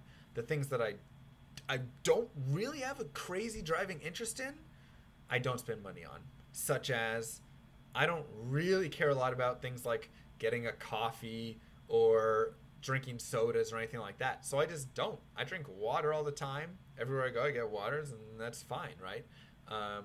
Sometimes, if I go out for coffee with friends, I'll get a coffee. That's fine. But I'm not daily getting stuff like that. I don't spend on my car. Like I said, my car's 14 years old, has 200,000 miles on it. It's fine for me because I don't care to drive around in a really fancy car. If you're somebody who cares to drive around in a really fancy car, that's going to cost a lot. But you might want to look at other expenses as well, right? You might want to sit there and say, okay, so now, if I'm spending a lot of money on this really expensive car, I'm not dissing coffee. Coffee's great. I love coffee. I'm starting to get addicted to it. I don't drink it, but like I really like crave it sometimes now. But it's not something I really care about enough. But yeah, like if I really want to spend on a nice car, that's going to cost me a lot. I need to be super in love with that car So somewhere else, I would need to cut other things. Okay, I like that. Do I really need a nice place to live as well? For me, I don't. I pay $500 a month in rent because I live in, kind of a rundown apartment. It's not super rundown, but it's a place that I can live. It has a room. I can stream from it. It is what it is, right? I also live in a small town in Oklahoma, so rent's not crazy expensive anywhere. But like, I don't need to pay for the craziest, nicest apartment because it just doesn't matter as much to me. Whereas someone like Mrs. Llama, ex-Mrs. Llama, I should say, she really cared about that stuff, right? She was like, I need to have a nice home. I need to have somewhere that's really nice around me. So she paid more in rent. She paid like double what I paid in rent for where she lived, but that was really important to her. But she didn't buy clothes. She didn't, spend a lot of. I mean, she would, like, if she wanted new clothes, she'd just go to garage sales and stuff. If she she wasn't spending a lot of money on everything. So find what's important to you. Spend money there. Don't spend money on things that aren't important to you. Really think about, what is it? Is alcohol really that important to you? How much? Is going out with your friends? Is going to see a movie versus just watching movies at home? What are the things that you love? What are the things that you kind of like? I wasn't married. No. I say Miss Llama. Sorry. My ex-girlfriend. I was not married, no. Do I invest in anything? Yes. I invest in Vanguard, and I have my 401k, my IRA, my HSA, and then I have taxable accounts, and I put my money into those and try and let that stuff roll. So another thing that's like, is something like living in New York City really important to me? No, it's not. I don't think it's worth for me paying $2,000-$3,000 a month to live in a city like that, and then additionally all the high cost of living expenses. That's not as important to me. So I'm totally cool living in a smaller town, whatever. Now I'm starting to think like, maybe I want to, invest in somewhere, or, be somewhere a little bit bigger city, but still not too expensive. So I could look at like a bigger Midwestern city that's a little more expensive, but still not like living in San Francisco or whatever it is, right? So there's all sorts of different things like that. Let's see, what do we have up here? If I went full-time streamer, would I have to cut things? Yeah, probably. Because right now I have stream and my job, right? So I have income there, and that definitely helps me with things like, oh yeah, I know Mr. Rain Mustache, yeah. So that definitely helps me with things like expenses of traveling, right? Going to all the different like Twitch events and going skiing and stuff. I just bought a ski, some ski boots and some skis and stuff and some gear so I can go ski more often. So like those sorts of things, if I'm full-time streaming, probably a little bit more difficult. And I would have to see where I could get when I am full-time streaming to see if that's something that could be, because I don't know what my income could get to if I went full-time, right? What would I grow to be? What would it financially look like? It's a little bit harder to judge, right? For my job, I have a salary. That's it, right? I've got like my salary, and I know what I'm getting at the end of the year. For Twitch, it's like, how much did people donate? How many subs do I have right now? How many, things like that. How many free Twitch Prime subs that didn't affect their budget? Push the sub button today. Those things. My main profession, I'm in IT. I do IT things. Buy a GoPro and make a video when I ski. I did. I have a video. Type in Mr. Llama SC skiing in my YouTube and you'll see it. Of course, Bragite, you're peacing out. Have a good one. How much percent do I put towards bills, saving, investment, things like that? Or what's a good percentage to aim for? As much as you can, kind of. Yo, Gactor, thank you so much for the Twitch Prime sub. I appreciate that. It's a Mr. Llama love in there. What part of IT? Data analytics. So what percentage do you want to save? It really is as much as you can. while still being comfortable and enjoying life and things like that. I used to save too much and not do enough with life, right? I was like so like crazy with it. Like I said, I love finance and I'm like all like into it and I'm like, oh yeah, it's great. Um, but then I was like so crazy on it. I was like, I can't spend any money, right? And like Miss Llama, ex Miss Llama was like, hey, I got some pillows. And I was like, those pillows cost $20 each. Oh my gosh, what a waste of money. And then I was like, maybe I'm getting too nuts with this stuff. I wasn't going places. I wasn't doing things. I was just sitting at home, streaming, working, saving. That was it. So I do think there's, gotcha, Profit. I do think there's a very good balance. And I actually wrote an article called Build Your Life and Then Save for It. And it's pinned on the financial independence subreddit. And it basically comes down to finding what you want in life first and making sure you're experiencing those things and going and taking advantage of that, and then beyond that finding what you need to save to get there. And I think that's really important, and I think there's definitely a big balance in that. And I'll probably do a talk on being happy as well, and removing your fears and all sorts of things like that in the future. Like I'm probably going to do talks on that stuff in the future. But you're 50, yeah, plenty of time. But like, yeah, you want to make sure that you're not sacrificing your life right now. But at the same time, you also want to make sure you're not sacrificing your future. So a big thing that I like to think about is I like to think about future Alex, right? Because right now I look at Alex 3 years ago, and I say, I wish that Alex 3 years ago looked at me and said, I'm going to save you so much money, future Alex. And future Alex, current Alex right now, looks back at past Alex and goes, I kind of wish you would have saved a little less and you would have had a little more fun at that time. And I think that so I take that knowledge and I use that with the future. I look at my future Alex again and I say, future Alex, I hope that I'm going to save you a lot of money and you're going to be able to retire and do well. I'm Alex. Sorry, Mr. Llama. My name is Alex. But I know that 40-year-old Alex, whatever it is going to look back and say, past Alex, I wish you had more fun, or I'm glad that you did things and had fun experiences. So I think that that's really important to kind of think about, right? A lot of times we think very much in the current whatever, but we don't think about, ourselves looking back and what we could have wanted. Sorry, my name's Llama, not liar. Mr. Llama, future Mr. Llama, and past Mr. Llama. That's it. Should I invest in cocaine? Probably not. Motivational speaker? Maybe. That'd be fun.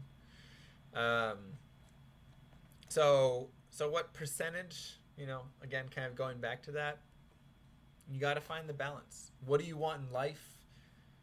And you can build this stuff out. That's the thing. You can sit there and you can build out your future and take your see what you're saving, what you expect to be making in the future, what you expect to be saving, what compounding interest is going to look like, and you can literally plug in all of these numbers to the future and say, oh great, I will have X amount when I retire, or I can retire a little earlier, or whatever it is.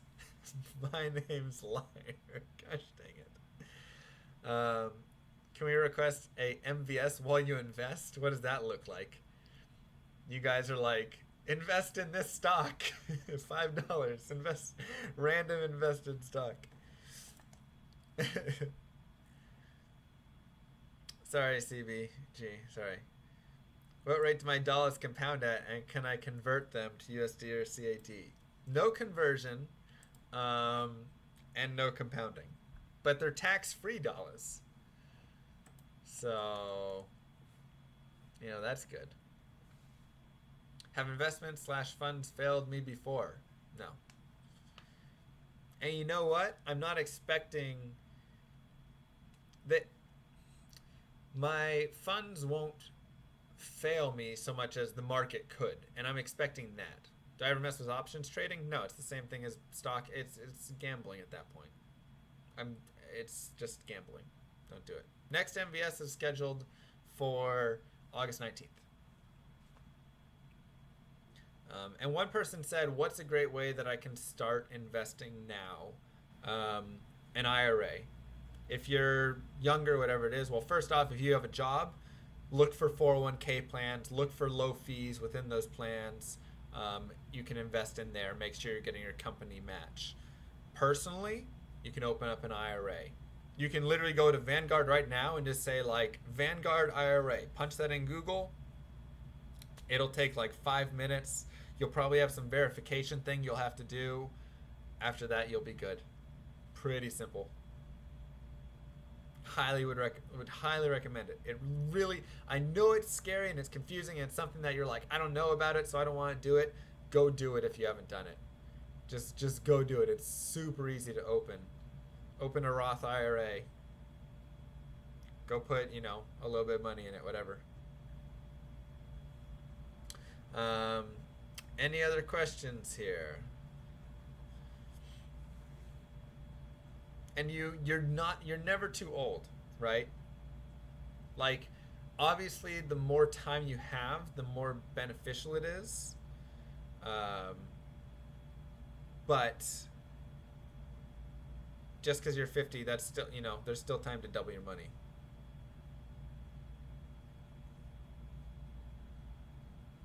Right. And if the market crashes, that's just a more discount for you to buy more stocks. Market goes down, you buy more for when it goes up later.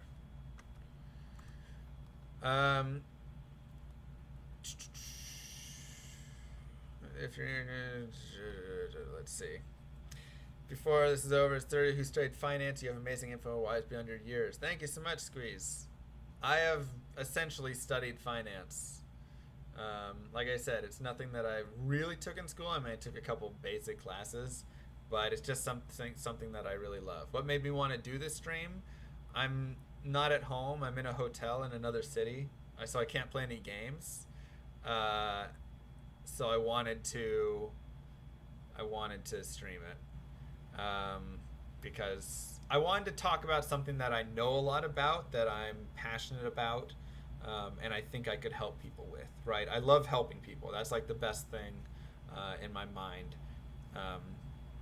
Any penalty for putting in more than 5K? Yeah. You can only contribute prior year contributions. Yo, Pillow Thief, thanks for the 2 months. I'm learning so much right now. Appreciate it. You can only contribute to an IRA from a previous year until April. So right now it's too late, but you can contribute to 2017's IRA up until April, tax day, right? So you can contribute in January. If you haven't put in money in either year, you could put in $10,000 or $11,000, $5,500 in each. There is a penalty if you put more beyond that. Don't do it. They'll make you take the money out. You're not allowed to do that. We should have more life lessons with Llama. I would possibly be down. I have a lot of fun. How do you think I should talk to my sibling about managing her money better? Show her this video. And hopefully this resonates with her a little bit at all. She's going to have to want to do it eventually. You can't force it. You can't force it. She's going to have to want to. But you can show her things like this video and maybe encourage her. Making money to get going to get to this point. So having money helps earn money, so you need to find ways to make money. One, there's always 2 ways. One is lowering your expenses. 2 is increasing your income. You have to figure out which one you can do, If you're sitting there making minimum wage, it's going to be really difficult to save a lot of money to continue earning a lot of money, right? Go about affording to pay taxes. Well, if you're not making very much money, you're probably not paying much at all in taxes. You're probably getting a lot back on your tax return. How important do you think it is to have a job you enjoy? Would you prioritize that over money at the enjoyment of the job? Really depends. Really depends. I think there's always a balance in it, and it depends how risk averse you are. So it's never like a hard set rule. For me, I love streaming. My job's decent, but my job pays more. And I know that if I want to in the future stream more, I should work my job more right now to save up more and then build my stream at the same time.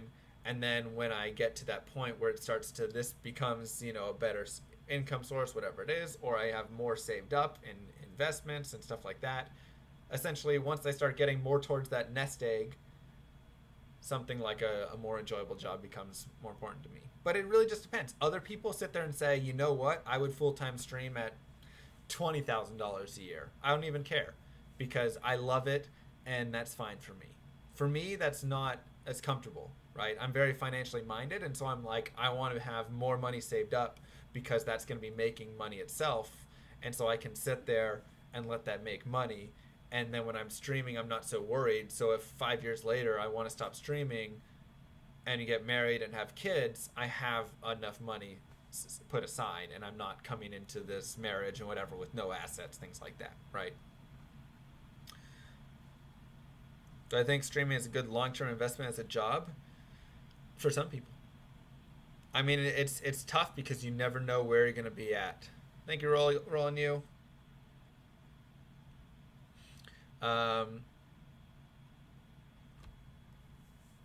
You know, I would like to think so. I would like to think that if I full-time streamed, my viewer numbers would go up, my sub numbers would go up, all those numbers would go up, and I would have a pretty kind of stable job with it.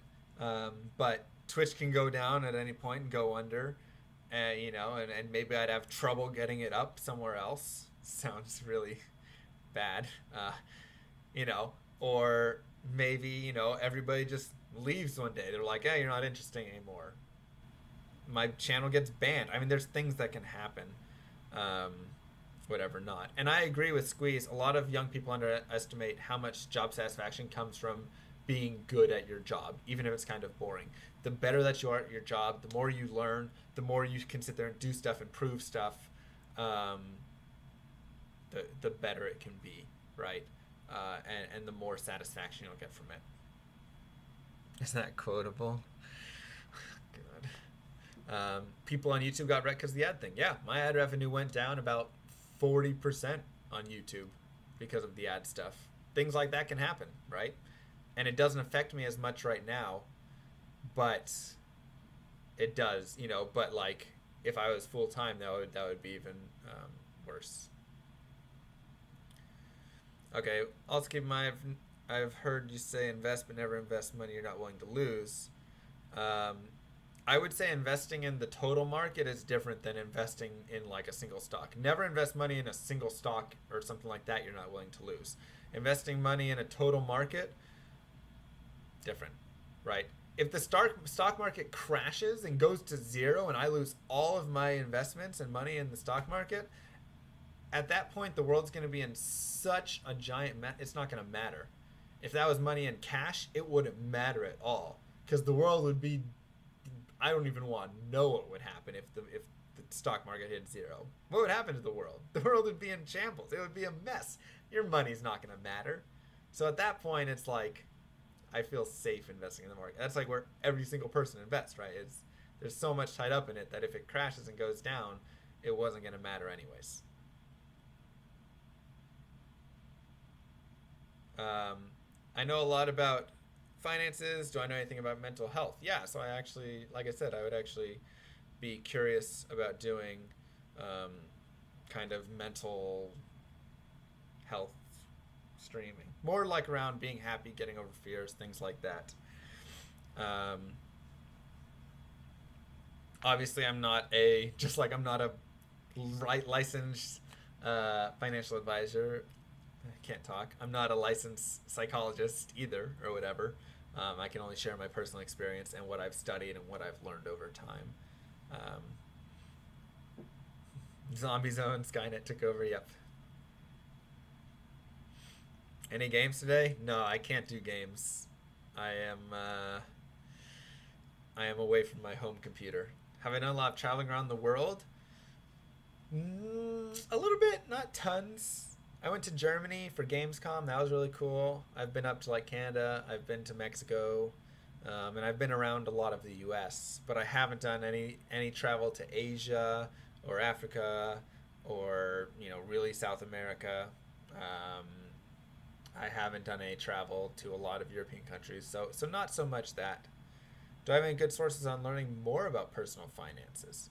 There's so many sources. I mean, a great basic place is just the personal finance Reddit is great.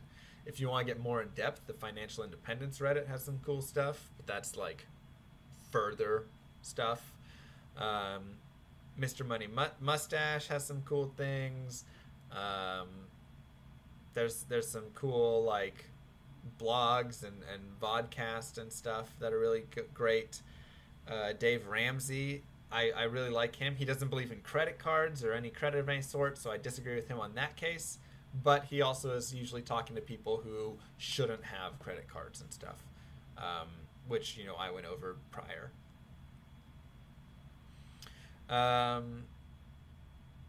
You played PoE today? Nice, BYD.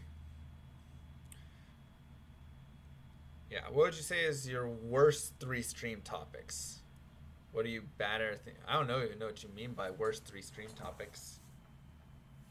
So you might want to rephrase that because I'm not sure what you mean. What am I bad at or think I need improvement on? I need improvement on streaming. I made a list. Hold up.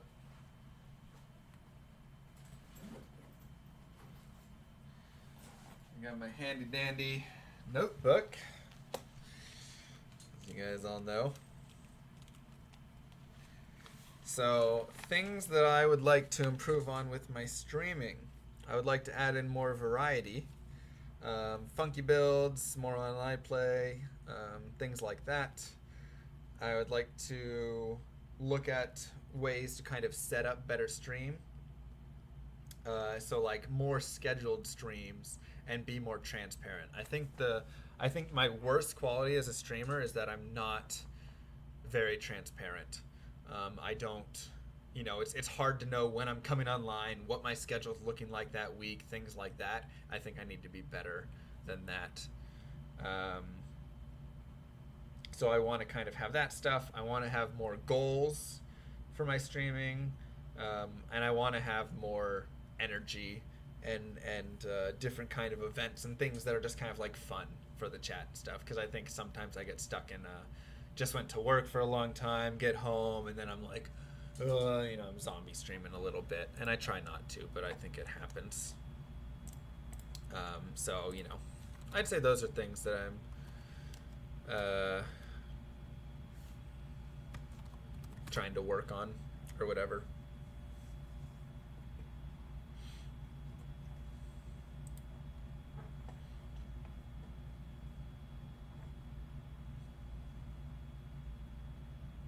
Things like that. Refinancing loans. I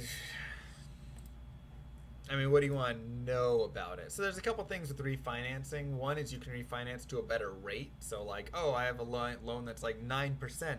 That's way too high. I call them up and I'm like, hey, I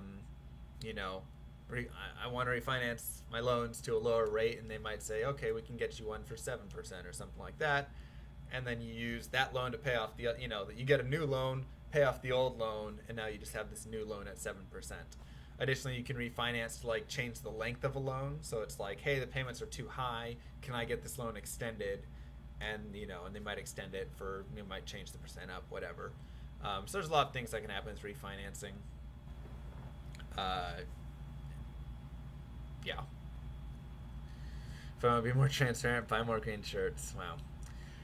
You should warn your viewers on financial struggles of raising kids and starting a family. It definitely can be more expensive. I think people assume it to be, or people allow it to be even more expensive than it actually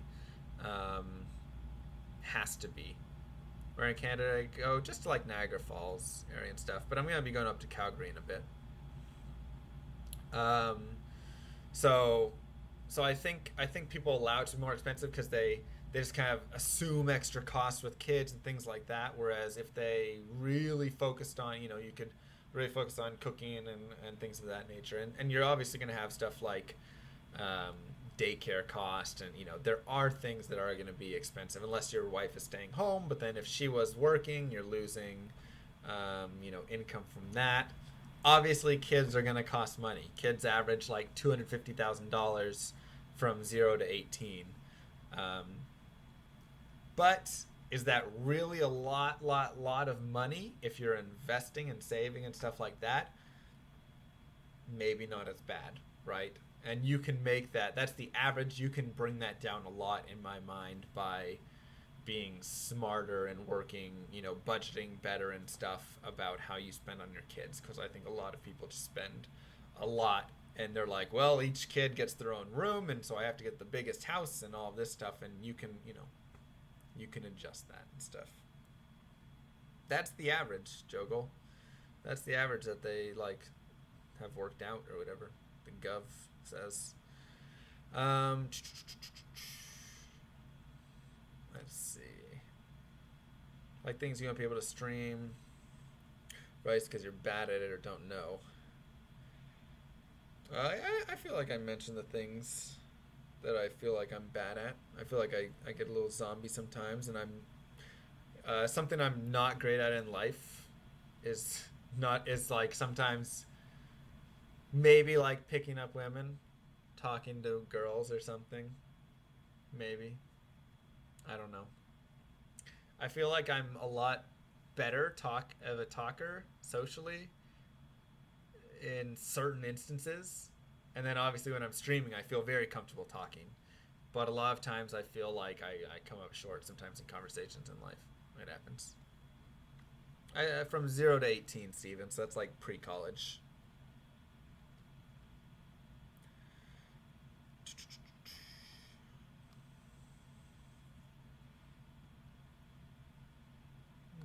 Let's see. Where am I traveling to? My next trip is maybe Calgary in a couple months. TwitchCon's coming up. I was thinking of going to Florida, just because I found a trip for like under $100 round trip. So I was like, maybe I'll go down there. What are my personal vices? Sugar. I ate way too much candy and sugar.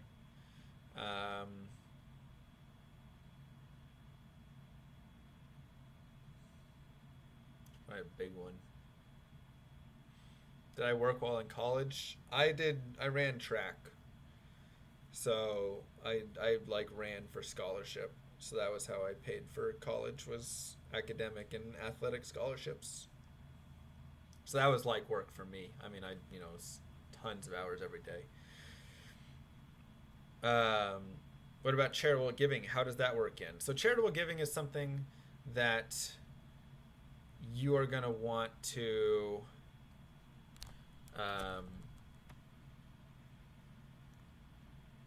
you're going to have to see how it fits into your life, basically.